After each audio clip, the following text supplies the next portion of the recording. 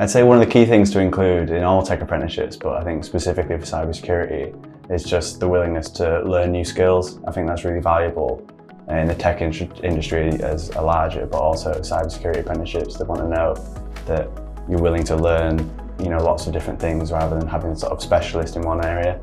I think having a sort of broader knowledge, and you sort of show that you're willing to learn, that you've spent time in your free time maybe learning certain courses. There's plenty of free courses you can do online now, and I think that'll be really valuable to put on the CV, even if it is just sort of a free course, watching videos, things like that. Having an interest in the field, I think, is really valuable to have.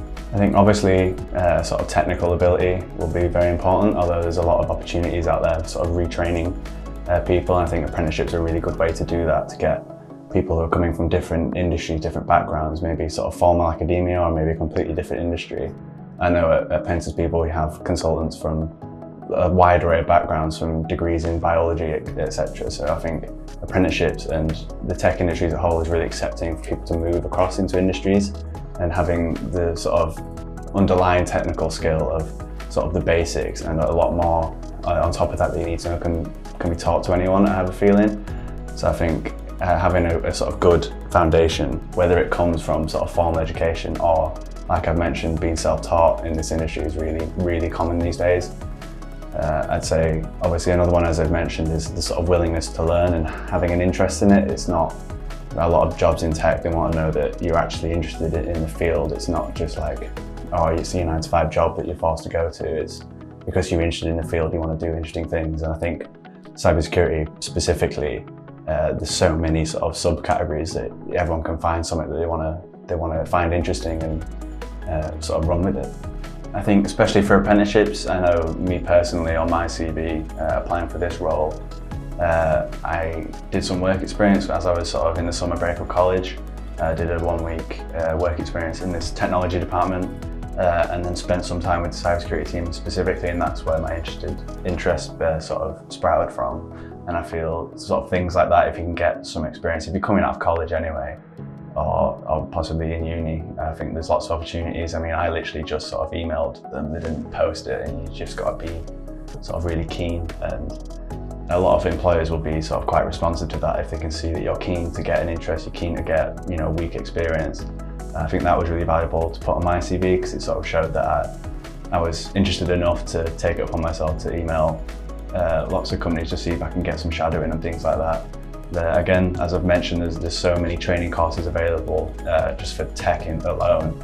Cybersecurity is one of them. There's so many videos, there's free training courses, there's even sort of free certifications you can get, which I feel like if you're sort of job searching for this area, it's definitely something that isn't going to hinder you.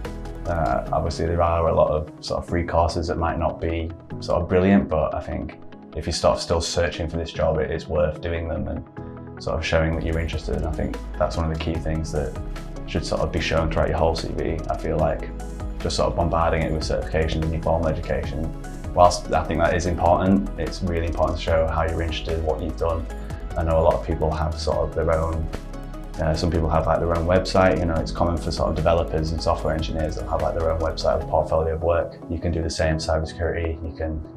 There's platforms like TryHackMe or bug bounty platforms, and you can put your profile in there so they can sort of see what you're up to in your free time. I think that's also really valuable to include. I think for people who are sort of halfway, once you're in the industry, the certification will sort of pay for themselves, but when you don't have them, you just need to show your willingness to learn and how interested you are, because you don't have the certification. So don't try and, I know I mentioned sort of free courses you can do, but don't just do them for that sake. Don't waste your time on that. Just pick really what you want to sort of specialise in, do some work in your own time, try and get a little portfolio of things. There's plenty of free, like GitHub and Notion and other sites. You can host your own sort of portfolio of work and show, this is what I've worked through. And I think employers would love to see that on there. And I know it's something that worked for me specifically, to show what I've been doing in my free time, because I didn't have the certifications to put on. I think employers are more than willing to train people up. They just want to know that you're keen and you're interested and you're going to stay on. So I think for me specifically, going for an offensive security role, there are sites like TryHackMe and Hack the Box. They're very common to see on CVs. If you can provide your public profile, and employers can see what you've been up to, what courses you've done. I know me specifically, TryHackMe do sort of beginner courses, so as I was sort of searching for an apprenticeship, these are the courses that I completed, and put it on and say, look, you can see what I've been doing. I think for offensive cyber, those kind of sites are quite important to put on there so they can see that you're actually doing the work, actually doing pen testing, trying to get your own methodology, things like that.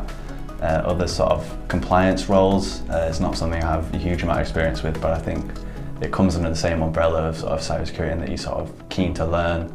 There'll definitely be sort of courses you can take, have you had an experience with it, things like that. I think will all be valuable to put on a CV for those kind of roles.